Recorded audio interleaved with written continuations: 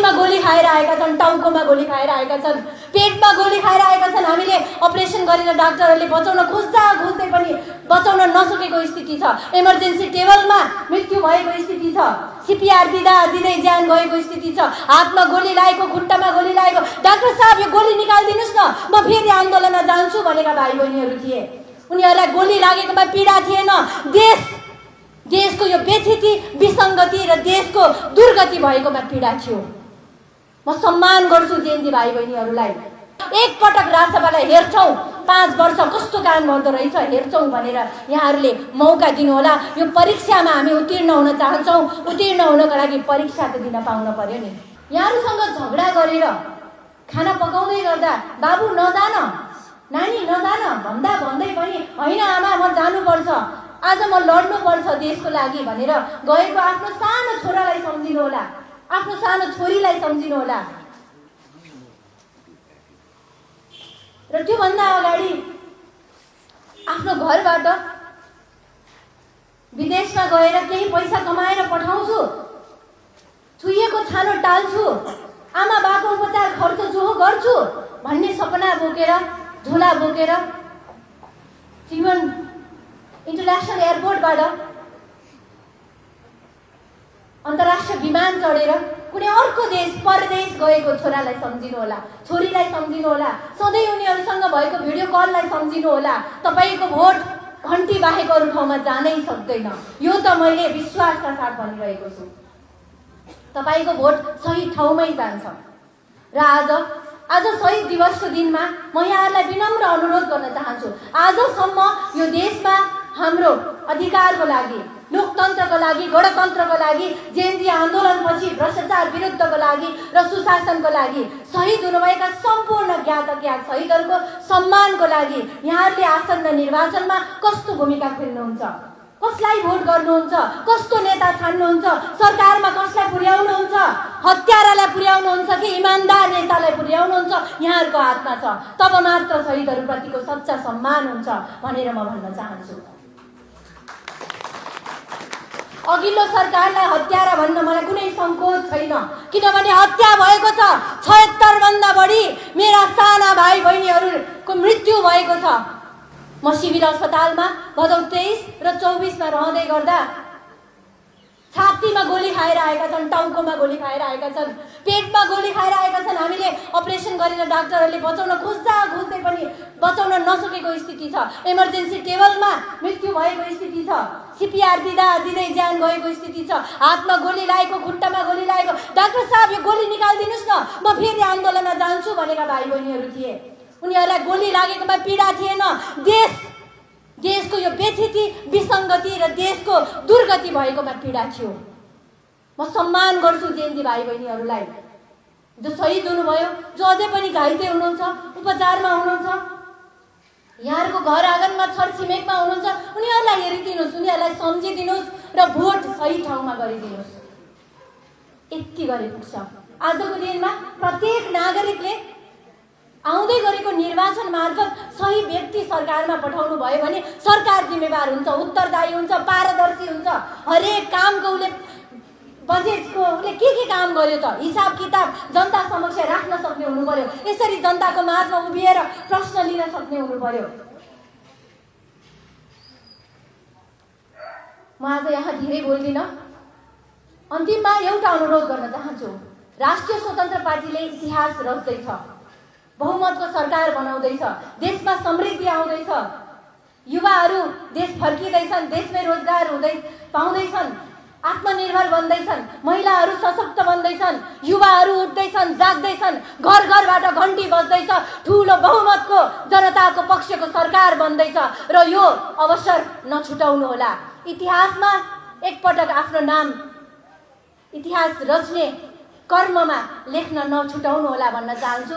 भोलि पर्सि अबको 10 वर्षपछि, अबको 20 वर्षपछि यहाँहरूले निर्धक्क साथ, छाती फुलाएर गर्वका साथ आफ्नो छोराछोरीलाई, आफ्नो नाति नातिनीलाई भन्न सक्नुहोस्, त्यो बेला राष्ट्रपाले गर्यो नि, त्यो बेला राष्ट्रपाले जनताको सरकार बनायो नि, भ्रष्टाचार निर्मूल गर्यो नि, र त्यसमा मेरो पनि एक भोट पर्यो नि भन्न सक्ने गरिकन यहाँहरूले यो इतिहास रच्ने अवसर नछुटाउनु होला।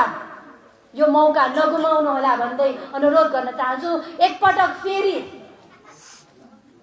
राष्ट्रपालाई मौका दिनुहोला, बहुमत ल्याउने गरिकन साथ दिनुहोला। प्रत्यक्षमा पनि समानुपातिकमा पनि यहाँले निर्धक्क भएर राष्ट्रपालाई भोट दिनुभयो भने हामीले धेरैभन्दा धेरै सांसदहरू संसदमा पुर्याउन सक्छौँ र हामीले हिजो राखेका संशोधनहरूलाई साँच्चै पारित गर्न सक्छौँ। जनताको पक्षको नीति बनाउन सक्छौँ, काम गर्न सक्छौँ। हिजो हामीले काम गर्न नसक्नु, केही काम गर्यौँ, केही काम अधुरो रह्यो। अधुरो रहनुको कारण एउटै मात्र थियो, हामीसँग सङ्ख्या पुगेन। हामी 21 जना मात्रै भयौँ। हामीले पढेर अध्ययन गरेर दफा केलाएर जहाँ लुप होल छ, जहाँ संशोधन आवश्यक छ संशोधन हाल्यौँ, तर पारित भएन। किनभने संसदको रोस्टरमा गएर जति नै जनताको कुरा गरे पनि यस र नो भन्ने बेलामा, पास र फेल भन्ने बेलामा हात उठेन, सङ्ख्या पुगेन, बहुमत भएन। त्यो बहुमत दिनको लागि कति पनि सङ्कोच नमानिकन एकपटक राष्ट्रपालाई हेर्छौँ, 5 वर्ष कस्तो काम गर्दो रहेछ हेर्छौँ भनेर यहाँहरूले मौका दिनुहोला। यो परीक्षामा हामी उत्तीर्ण हुन चाहन्छौँ। उत्तीर्ण हुनको लागि परीक्षा त दिन पाउन पर्यो नि। हस्, राष्ट्रपालाई निर्धक्क भएर जाऊ, संसद जाऊ, सरकार जाऊ, आफ्नो काम गर देखाऊ भनेर यहाँहरूले मौका दिनुहुन्छ भन्ने मलाई विश्वास छ। अरू देशको अरू ठाउँमा के होला थाहा छैन, तर राष्ट्रपा ललितपुरमा चाहिँ उदाउनै पर्छ भनेर अत्याधिक मत दिएर संसद पठाउनु भएको यहाँहरूको छोरी। फेरि एकपटक चुनावी मैदानमा हुमिएको छु र मलाई विश्वास छ अघिल्लो पटकभन्दा धेरै माया दिएर, साथ समर्थन दिएर यहाँहरूले पुनः एकपटक त्यो संसदमा अधुरा काम पुरा गर्नको लागि मलाई पठाउनुहुनेछ भन्ने मैले विश्वास लिएको छु।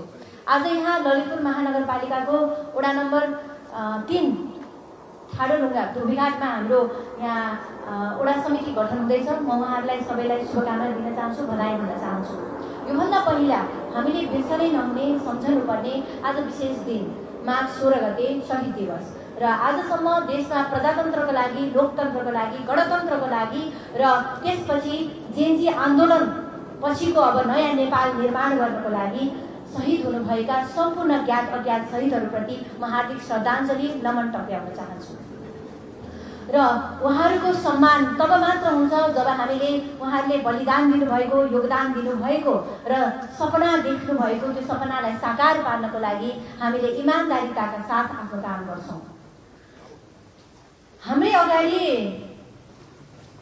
2-3 महिना अगाडि मात्र भदौ 23-24मा ठुलो आन्दोलन भयो। जेएनजी भाइ बहिनीहरू, आफूभन्दा साना उमेरका र यहाँहरूको छोराछोरी उमेरका, नाति नातिना उमेरका भाइ बहिनीहरूले शहादत प्राप्त गर्नुभयो, हत्या भयो भन्छु म त। उहाँहरू देशमा सुशासन माग्नको लागि सडकमा आउनु भएको थियो, खबरदारी गरिराख्नु भएको थियो र उहाँहरूले गोली खानु पर्यो, मर्नु पर्यो। अब आइन्दा यो देशमा फेरि त्यस्तो किसिमको मर्नुपर्ने र हत्या हुने खालको आन्दोलन नहोस्, त्यसको लागि तपाईँ हामी सबै जिम्मेवार हुनुपर्छ। हिजोको जेएनजी आन्दोलनले हामीलाई सरकारमा भएकालाई मात्र सच्छु भनेको होइन, घर घरमा परिवारलाई, आफ्नो आमा बालाई पनि सही ठाउँमा भोट हाल भनेको हो। सही ठाउँमा आफ्नो जिम्मेवारी गर, पुरा गर र सही नेता छान पनि भनेको हो। त्यसैले संसद चल्यो। त्यो संसद, हिजोको संसद त्यति बेलाको हत्यारा सरकारको कठपुतली बनेको जस्तो संसद थियो। त्यसैले मैले कुनै हिचकिचाहट बिना भदौ 23 गतेको बेलुका नै मैले सोचिसकेको थिएँ, 22 जनाभन्दा बढीको भाइ बहिनीहरूको मृत्यु भयो, हत्या भयो, त्यसपछि यो सरकारमा, यो संसदमा रहिरहने कुनै औचित्य रहेन, यो संसदको कुनै औचित्य रहेन। नयाँ संसद गठन हुनुपर्छ र त्यहाँ इमान्दार व्यक्तिहरू पुग्नुपर्छ भनेर मैले राजीनामा दिएको थिएँ। र मेरो पार्टी राष्ट्रिय स्वतन्त्र पार्टीले जनताको पक्षमा उभिन्छौँ, जेएनजी आन्दोलनको पक्षमा उभिन्छौँ भनेर सामूहिक राजीनामा दियो संसदबाट। त्यसैले राष्ट्रिय स्वतन्त्र पार्टी डे 1 देखि नै जेएनजी भाइ बहिनीहरूको र जेएनजी मुद्दाहरूको र जेएनजी आन्दोलनसँग छ र जेएनजी म्यान्डेटलाई पुरा गराउनको लागि देशैभरिबाट अत्याधिक मत लिएर, बहुमत लिएर, धेरैभन्दा धेरै सांसद लिएर संसद भवन जाँदैछ। र सरकार भाग्दैछ। यहाँहरूलाई कहाँ भोट हालौँ जस्तो लाग्यो भने एकचोटि भदौ 23 र 24लाई सम्झनु होला। यहाँहरूको भोट गलत ठाउँमा पर्दैन।